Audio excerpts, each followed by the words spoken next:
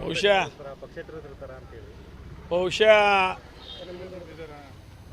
ಭಾರತೀಯ ಜನತಾ ಪಕ್ಷದ ಚಿಕ್ಕೋಡಿ ಲೋಕಸಭೆಯ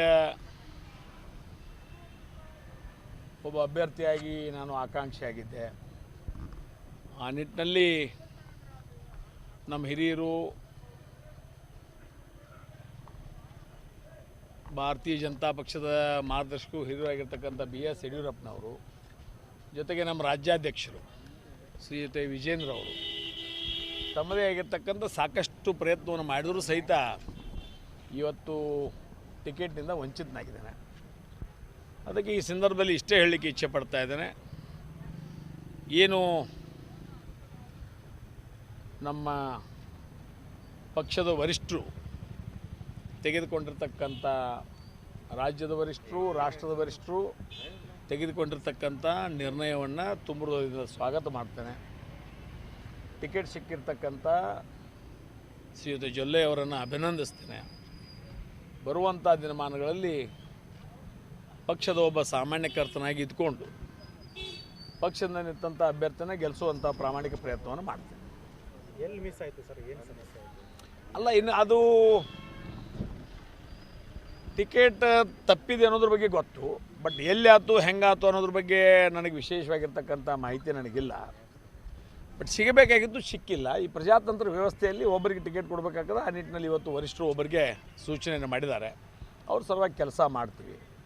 ಮತ್ತು ಈಗೇನು ನೀವು ಕೇಳಿದ್ರಿ ರೆಬಲ್ ಆಗ್ತಾರೆ, ಸ್ವತಂತ್ರ ನಿಲ್ತಾರೆ ಅನ್ನೋಂಥ ಮಾತನ್ನು, ವಿಶೇಷವಾಗಿ ಚಿಕ್ಕೋಡಿ ಲೋಕಸಭಾ ಕ್ಷೇತ್ರದಲ್ಲಿ 2009ರಿಂದ 2014ರವರೆಗೆ ಈ ಲೋಕಸಭಾ ಸದಸ್ಯರ ಅವರ ಮನೆಯ ಮಗನಾಗಿ, ಅಣ್ಣನಾಗಿ, ತಮ್ಮನಾಗಿ ನಾನು ಮಾಡಿರ್ತಕ್ಕಂಥ ಕೆಲಸವನ್ನು ನಂಬಿಕೊಂಡು, ಕೆಲಸವನ್ನು ಅರ್ಥ ಮಾಡಿಕೊಂಡು ಈ ಸಲ ಇವನು ಆಗ್ತಾನೋ ಅನ್ನೋಂಥ ಒಂದು ವಿಶೇಷವಾಗಿರ್ತಕ್ಕಂಥ ನಂಬಿಕೆ ಇತ್ತು ಎಲ್ಲ ಕಾರ್ಯಕರ್ತರಲ್ಲಿ. ಮತ್ತು ಕಾರ್ಯಕರ್ತರಿಗೆ ಅದು ಇವತ್ತು ನೋವಾಗಿದೆ.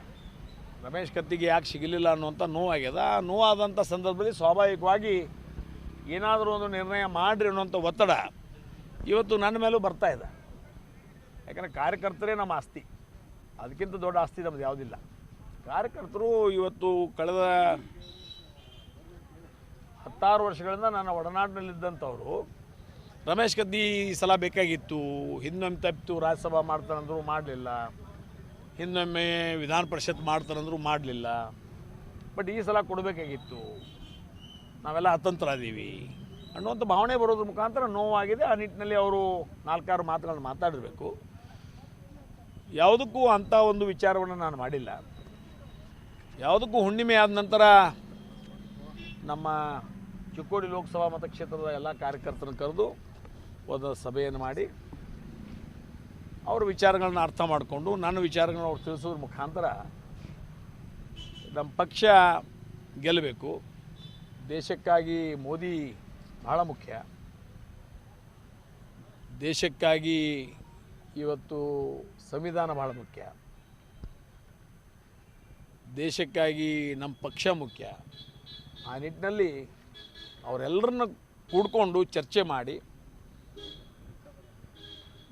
ಈ ಒಂದು ಆಗಿರ್ತಕ್ಕಂಥ ನೋವನ್ನು ಸುಧಾರಿಸಲಿಕ್ಕೆ ನಾನೂ ಸಹಿತ ಅವರೊಳಗೆ ಒಬ್ಬನಾಗಿ ಪರಿಹಾರ ಮಾಡುವಂಥ ಪ್ರಾಮಾಣಿಕ ಪ್ರಯತ್ನವನ್ನು ಮಾಡ್ತೀನಿ. ಸರ್, ಕಾಂಗ್ರೆಸ್ಸಿಂದ ಆಹ್ವಾನಿದೆ ಸರ್.